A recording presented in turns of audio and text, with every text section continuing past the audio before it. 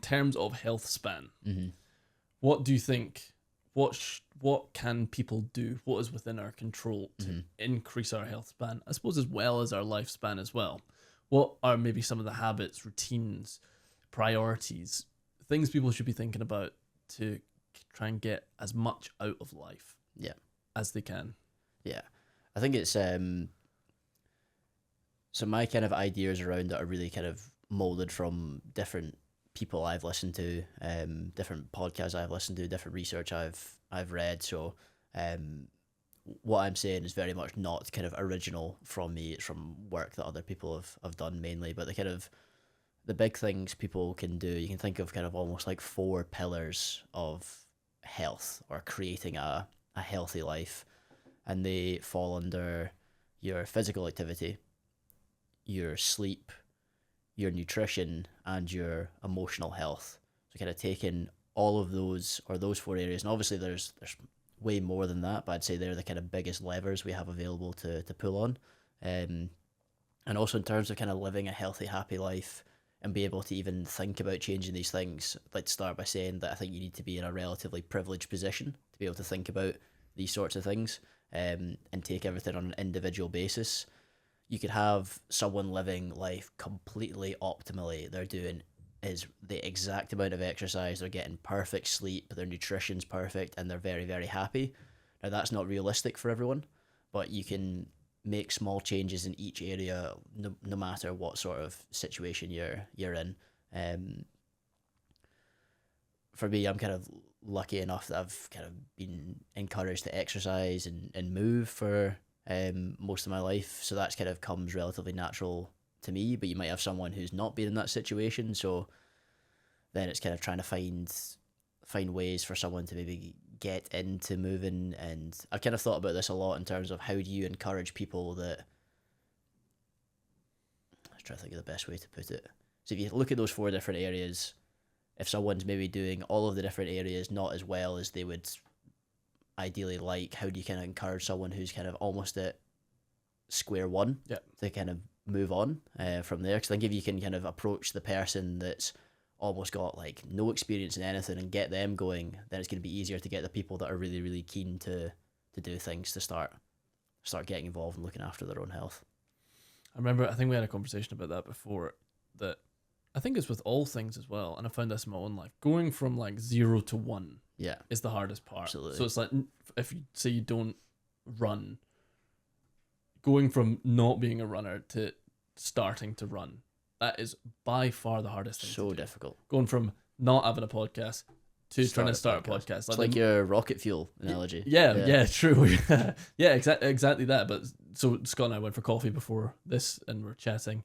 But it's like a rocket it burns the most fuel right at the start, and you need less and less as you get further and further away from the ground, I believe. I'm not a rocket scientist. Sounds good to me. Yeah. The analogy works, so it's fine. But it takes the most energy to get off the ground, and I found that with anything that I'm trying to do that requires work, that it is hardest going.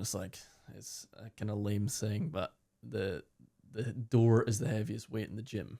It's like getting there is the hardest part. Getting in the door, getting through all the, getting your membership and going to reception, talking to people and seeing where it's a scary thing. Exactly, it is really a scary thing. Yeah, it's intimidating, and it's it's like it's all unfamiliar. It's all unmapped territory.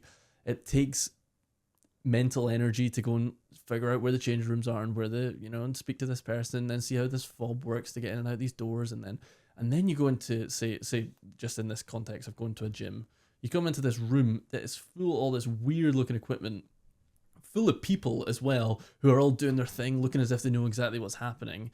It's no wonder it is so difficult and such a prospect for people to undertake. Absolutely. Couldn't agree more. Like, yeah, you mentioned walking in, seeing all these like funky machines that you're trying to figure out, why does this move this way, what does this do, and then there's so much conflicting information on what's the best way to do this or the best way to do that, and it's almost like it's a it's sensory overload when you walk into a gym for the first time, and you can appreciate why people go in and they're like, no, not for me, because that's Never again. a terrifying environment to find yourself in for the first time, especially if you're completely unfamiliar with what's happening in there. How do you think you help people to go from 0 to 1 like that? Yeah, I think that's a great question. I think that's where it's kind of, there's the science and the art, and maybe this is a little bit more towards the art side of things. You take the individual and you find, like if I use my like parents as an example, like I was trying to encourage them to exercise for like a number of years, and I would try and create plans, like exercise plans. I look back at some of the things I was gonna like ask them to do, and it was absolute nonsense. Like getting my mom and dad to like go and rip like 20 minutes on the rowing machine and then straight into something else. And I'm like, this is horrendous. Like no one should be doing this. Like, but then the intention was good. I know, yeah, heart was in the right place. I swear. Then they started going to an exercise class, which they do religiously now, and they wouldn't miss it for the world. And they kind of talk about the things they really, really like, and there's a big mix of ages that come in. There's people far, far older than them that come to the classes and really enjoy it, and it's really just generally really good for them. So yeah, I think you have to take it on an individual basis, but it's kind of one of those that anything's better than nothing. It doesn't matter how small you have to start. Like something as simple, if you have no kind of exercise experience, just something as simple as go for a brisk walk around where you live is a great place to start. Like people might think, oh, I need to go out and I need to run to get fit, and there's so many different ways you can move your body. Like if there is a way of moving that you enjoy, perfect. Yeah, go for that. I think sport's a really great way for people to get into moving, and then you kind of bolt on the other bits almost as like an adjunct to the sport you're doing. But if you find a way of moving that you enjoy, and maybe that's through kind of like it's a social thing as well, so you tick off two birds, one stone, you're moving and you get to spend time with other people, then I think it's a great place to start. Yeah, that is so true. Just like exercising as part of a group is, I found that in my own life, that just especially if people expect you, if there's kind of some kind of social accountability. Pressure. Yeah, exactly, accountability. And then it's something you find fun. So like I played a game of 5-a-side football last week with a bunch of 10 guys, and it was great. It was so fun. It was a bit nonsense and terrible quality football, but it was great. And it's just you get like some cardiovascular exercise. You might increase your VO2 max a bit, but you also, what were the 4 pillars again? So movement / exercise, sleep, nutrition, and emotional health. Sleep, nutrition, and emotional health. Nice. Because I think it ticks the emotional health as well. Yeah. So it's relationships. That's another one I think that was, I don't know, I think we both, you were talking about the podcast and other people that you might listen to and inform your philosophies on these things. I think we maybe follow and are informed by similar people, but that's a big one that is maybe quite new, is the importance of maintaining good relationships. And when you can combine exercise and relationships, that can be like 2 birds with 1 stone kind of thing, which I found to be so valuable. Like we both have done martial arts throughout our lives. Fantastic place for getting both. Like some of the hardest physical exercise you'll ever do, but then you also make some of your greatest friends doing it. So. And it's so fun. Yeah, it is. It's so fun. Yeah, and if you're training somewhere that's not fun, train somewhere else. Yes. Yeah, it's so fun. There's people to hang out with, and it's just great exercise as well. And it's like you look forward to it. It's like compare that to say going on a run on your own, especially in Scotland where it'll be grey and piss and rain. And, I mean, it's October now. We're facing down winter. It's a rough time to be an outdoor athlete. Rough time, yeah.